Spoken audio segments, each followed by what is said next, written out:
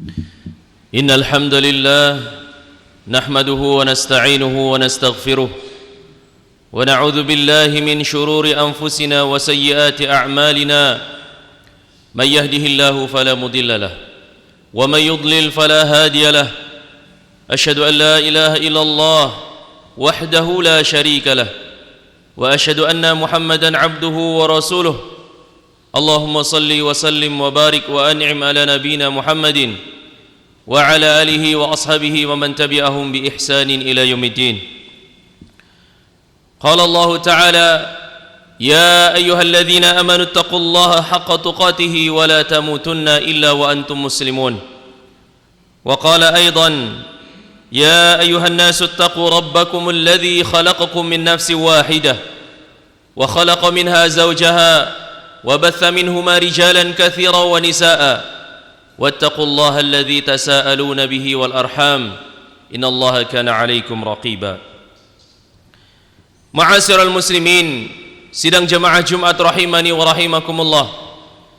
Pertama-tama Khatib mewasiatkan kepada diri Khatib pribadi dan kepada para jamaah sekalian, marilah kita meningkatkan kualitas iman dan takwa kita kepada Allah dengan senantiasa mengerjakan apa saja yang diperintahkan oleh Allah Subhanahu wa taala dan meninggalkan apa saja yang dilarang oleh Allah Subhanahu wa taala. Ma'asyiral muslimin rahimani wa rahimakumullah. Hari ini adalah tepatnya 14 Zulqa'dah 1447 Hijriah. Dan beberapa hari lagi kita akan memasuki bulan yang sangat mulia di antara bulan-bulan yang Allah Subhanahu wa taala miliki, yaitu bulan Zulhijjah.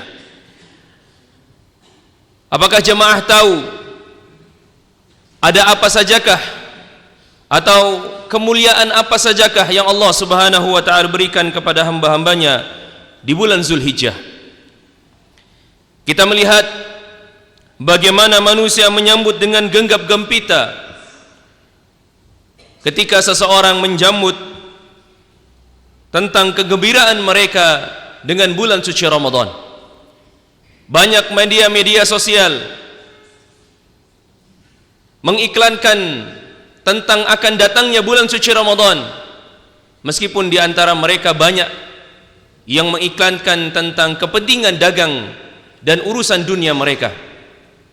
Akan tetapi banyak di antara orang-orang yang menyambut bulan suci Ramadan dengan kegembiraan,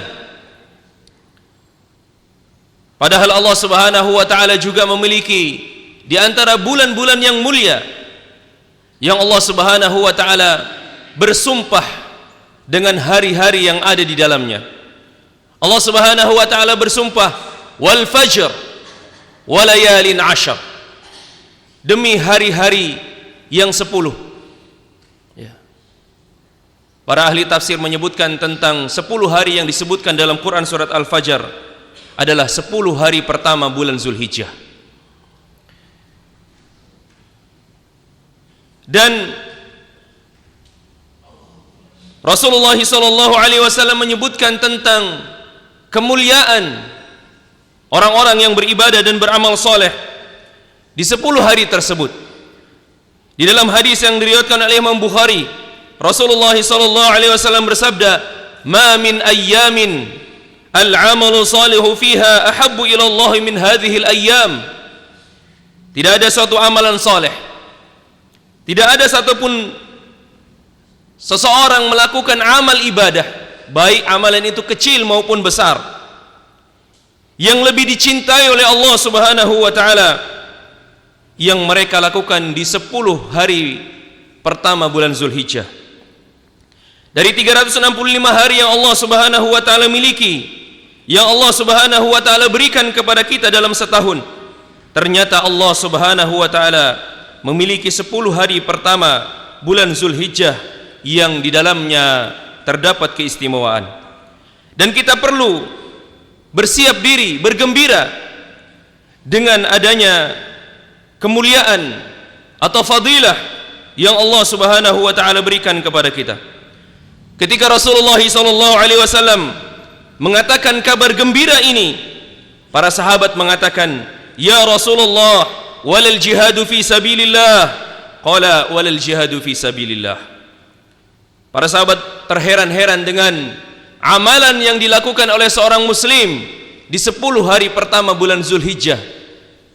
Karena amalan ibadah yang dilakukan pada hari-hari tersebut melebihi pahala jihad fi sabilillah. Makanya para sahabat mengatakan walal jihadu fi sabilillah. Rasul mengatakan walal jihadu fi sabilillah. Meskipun jihad di jalan Allah, pahala orang yang mengerjakan amal soleh di 10 hari pertama bulan Zulhijjah jauh lebih dicintai oleh Allah Subhanahu wa taala. Illa rajulun kharaja bi nafsihi wa malihi falam yarji' minhu syai'. Kecuali orang yang berjihad dengan membawa diri dan hartanya, kemudian dia tidak pulang ke rumahnya dengan membawa apa-apa. Maksudnya dia meninggal dunia dan meninggalkan harta di medan perang. Mengapa para sahabat mengatakan dan bertanya dan membandingkan dengan amalan jihad? Karena tatkala ada seorang sahabat bertanya kepada Rasulullah SAW mengenai besarnya pahala jihad, ma ya'dilul jihadu fi sabilillahi azza wa jal, qala la tastati'unahu. Para sahabat bertanya, berapakah besarnya pahala jihad ya Rasulullah? Kemudian Rasulullah SAW mengatakan, la tastati'unahu, engkau tidak akan mampu membandingkan bagaimana balasan yang Allah berikan kepada orang-orang yang berjihad di jalan Allah. Fa'uduhu alaihi marrataini aw thalath. Para sahabat mengulangi pertanyaan tersebut sampai 3 kali. Kulla dzalika yaqul la tastati'unahu. Dan setiap kali para sahabat bertanya kepada Rasulullah dengan tentang besarnya pahala jihad fi sabilillah, Rasulullah selalu mengatakan, engkau tidak akan mampu membandingkan betapa besarnya pahala jihad di jalan Allah. Kemudian Rasulullah SAW ketika ditanya yang ketiga kalinya, Rasulullah menyebutkan, kamathali sha'imin qa'imin al-qaniti bi ayatillah la yafturu min siyamihi wala salatihi hatta yarji'.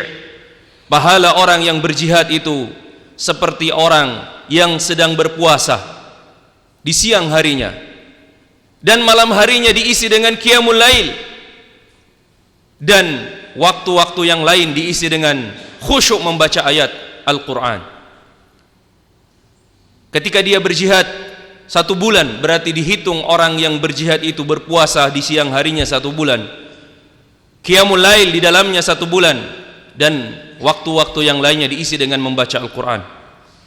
Maka pastilah tidak ada yang mampu di antara kita yang melakukan seperti itu. Maka para sahabat bertanya kepada Rasulullah SAW tentang fadilah 10 pertama bulan Zulhijjah. Apakah berjihad di jalan Allah tidak dapat membandingkan besarnya pahala yang Allah berikan kepada mereka? Rasul mengatakan, walal jihadu fi sabilillah illa rajulun kharaja bi nafsihi wa malihi falam yarji' minhu syai'. Pahala jihad yang bisa membandingi amalan di 10 pertama bulan Zulhijjah adalah mereka yang berjihad di jalan Allah dengan membawa hartanya, kemudian dia tidak membawa apa-apa pulang ke rumahnya atau mati di medan perang, baru bisa membandingkan dengan atau bisa membandingi dengan pahala orang-orang yang beramal di 10 pertama bulan Zulhijjah. Ahibati fillah, yang kemarin sibuk mengejar dan mencari malam Lailatul Qadar, maka seharusnya engkau lebih sibuk untuk mengejar 10 hari pertama bulan Zulhijjah. Di situ ada hari Arafah, di mana orang-orang yang berhaji wukuf di Arafah, dan ada puasa di hari Arafah, di mana Rasulullah SAW menyebutkan puasa hari Arafah mengampuni 1 tahun dosa yang lalu dan 1 tahun yang akan datang. Kemudian bagi jamaah haji yang wukuf di Arafah, Allah Subhanahu wa taala membanggakan mereka dan mengampuni seluruh dosa-dosa mereka, sebagaimana yang disebutkan dalam hadis Rasulullah sallallahu alaihi wasallam menyebutkan bahwa Allah Subhanahu wa taala pada hari Arafah turun di langit yang pertama dan mengatakan kepada malaikat dengan bangga tentang hamba-hambanya yang wukuf di Arafah. Hal itu karena ketika Allah Subhanahu wa taala hendak menciptakan manusia ke muka bumi ini, para malaikat pernah mempertanyakan tentang eksistensi manusia yang diciptakan di muka bumi ini. Allah Subhanahu wa taala mengabadikan peristiwa tersebut di dalam Quran surat Al-Baqarah, di mana para malaikat bertanya kepada Allah Subhanahu wa taala tentang penciptaan manusia di muka bumi ini. Allah Subhanahu wa taala berfirman, "Wa idz qala rabbuka lil malaikati inni ja'ilun fil ardi khalifah." Qalu ataj'alu fiha man yufsidu fiha wa yasfiku ad-dima' wa nahnu nusabbihu bihamdika wa nuqaddisu lak.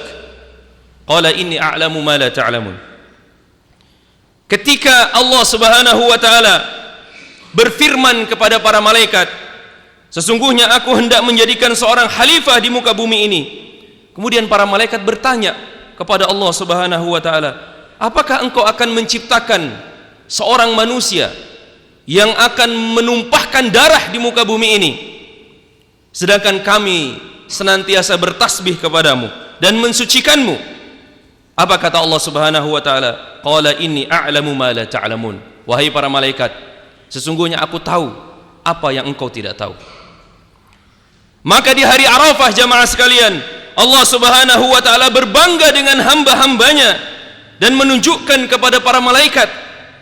Rasulullah sallallahu alaihi wasallam bersabda, "Fa idza waqa'a bi 'arafatin fa inna Allah 'azza wa jalla yanzilu ila as-sama'i ad-dunya fa yaqul unzuru ila 'ibadi syu'shan ghubaran syuhudun anni qad ghafartu lahum dhunubahum wa in kana 'adada qatti as-sama' wa ramlil 'ajil."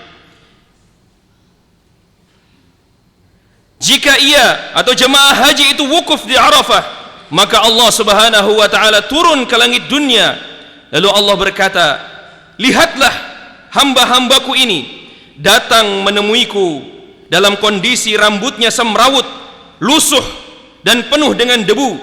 Maka saksikanlah wahai para malaikat, sesungguhnya aku telah mengampuni dosa-dosa mereka meskipun sebanyak butir-butir air hujan, meskipun sebanyak butir-butir pasir yang ada di lautan. Hadis riwayat Ibnu Khuzaimah. Jemaah sekalian, Allah Subhanahu wa taala membukakan pintu kebaikan, keberkahan, fadilah di 10 pertama bulan Zulhijjah bagi mereka yang tahun ini diberikan kesempatan oleh Allah Subhanahu wa taala, diundang oleh Allah Subhanahu wa taala untuk bertamu di rumahnya, maka bersyukurlah kepada Allah, karena kalian akan disaksikan oleh para malaikat, dan Allah Subhanahu wa taala bersaksi kepada malaikat, Allah akan mengampuni dosa-dosa kalian meskipun dosa-dosa kalian sebanyak tetesan air hujan dari langit, meskipun dosa kalian sebanyak butiran pasir yang ada di pantai-pantai. Allah Subhanahu wa taala telah mengampuni dosa-dosa mereka semua. Jemaah sekalian, apa persiapan kita untuk menghadapi bulan Zulhijjah ini? Di 10 pertama bulan Zulhijjah, yang tahun ini berangkat haji, alhamdulillah. Tapi kita yang di sini, yang tidak merasakan padang Arafah, tarwiyah di Mina, tawaf di rumah Allah, dan kita tahu fadilah dari ibadah haji yang mabrur. Rasulullah sallallahu alaihi wasallam mengatakan, al-hajjul mabrur laisa lahul jazaa illa al-jannah. Haji yang mabrur, tidak ada pahala yang pantas bagi mereka kecuali syurga. Rasulullah sallallahu alaihi wasallam bersabda tentang orang-orang yang hajinya mabrur, man hajja lillah falam yarfus walam yafsuq raja'a ka yaumi waladathu ummuh. Seorang yang melaksanakan ibadah haji karena niatnya ikhlas untuk Allah Subhanahu wa taala, maka hendaklah mereka falam yarfus, jangan mengucapkan kata-kata yang kotor, mengucapkan kalimat-kalimat yang tidak pantas dalam ibadah haji. Walam yafsuq, dan jangan mengucapkan ucapan-ucapan yang seronok, ucapan-ucapan yang fasik. raja'a ka yaumin waladathu ummuh, maka orang yang hajinya mabrur, yang menjaga lisannya, maka dia pulang ke rumahnya dalam keadaan dosa-dosanya diampuni seperti seorang yang baru lahir dari rahim ibunya. Hadis riwayat Bukhari. Itulah keutamaan yang Allah Subhanahu wa taala berikan kepada orang-orang yang berangkat haji. Lalu bagaimana dengan kita yang di tanah air ini? Apa yang bisa kita lakukan untuk mendapatkan kemuliaan di sisi Allah Subhanahu wa taala? Yang pertama tentunya bertaubat kepada Allah Subhanahu wa taala. Karena terkadang banyak di antara kesempatan-kesempatan waktu yang kita miliki untuk mendekatkan diri kepada Allah Subhanahu wa taala, tapi Allah Subhanahu wa taala tidak memberikan taufik kepada kita untuk melakukan amal perbuatan tersebut. Apa penyebabnya? Tentunya dosa yang kita punya, dosa yang kita miliki. Kenapa ketika orang lain bisa sholat berjamaah 5 waktu di masjid, kita tidak bisa? Kenapa ketika kita bisa melihat orang lain berpuasa Senin dan Kamis, lalu kita tidak bisa? Kenapa? Karena dosa yang menutupi kita, sehingga Allah Subhanahu wa taala menjauhkan kita dari amal soleh. Banyak di antara orang yang bertanya, saya tidak sholat, saya tidak puasa juga di bulan suci Ramadan, tapi saya sehat-sehat saja, saya rezekinya diluaskan oleh Allah Subhanahu wa taala. Ingat, bisa jadi itu adalah hukuman dari Allah Subhanahu wa taala. Ketika kita dijauhkan kenikmatan untuk beribadah kepada Allah, itulah hukuman yang paling berat. Ketika kita dijauhkan dari beramal soleh, maka itulah hukuman yang paling berat dari Allah Subhanahu wa taala, karena Allah tidak menginginkan kita untuk masuk ke dalam surganya yang kenikmatannya tidak ada tara. Maka amalan yang pertama yang harus kita lakukan di 10 pertama bulan Zulhijjah, di 10 hari bulan Zulhijjah adalah bertaubat kepada Allah Subhanahu wa taala. Kemudian yang kedua, jamaah sekalian, tentunya berusaha semaksimal mungkin untuk menjauhi perkara-perkara maksiat. Bertaubat merupakan pintu pertama untuk mendekatkan diri kepada Allah. Kemudian yang selanjutnya adalah menjauhi dari perbuatan-perbuatan dosa. Kemudian yang ketiga, jamaah sekalian, persiapan yang harus kita lakukan adalah niat. Niat untuk bisa memperbanyak amal soleh di 10 pertama bulan Zulhijjah. Kalau ada yang bisa berpuasa, berpuasalah di hari-hari pertama bulan Zulhijjah. Bagi orang yang diluaskan rezekinya oleh Allah Subhanahu wa taala, berkurbanlah di 10 bulan Zulhijjah, di 10 hari atau di tanggal 10 bulan Zulhijjah, atau di hari-hari tasyrik. Bagi orang yang memiliki keluasan di hal yang lainnya, maka beramal solehlah dengan apa? Dengan anugerah yang Allah Subhanahu wa taala berikan kepada kalian. Karena tidak ada amalan sekecil apapun yang kalian lakukan di 10 pertama bulan Zulhijjah, melainkan amalan itu lebih dicintai oleh Allah Subhanahu wa taala, melebihi pahala jihad di jalan Allah. Barakallahu li wa lakum fil Qur'anil azim, wa nafa'ani wa iyyakum bima fihi minal ayati wa dzikril hakim. Aqulu qali hadza wastaghfirullaha li wa lakum wa lisairil muslimina min kulli dzamb fastaghfiruhu innahu huwal ghafurur rahim.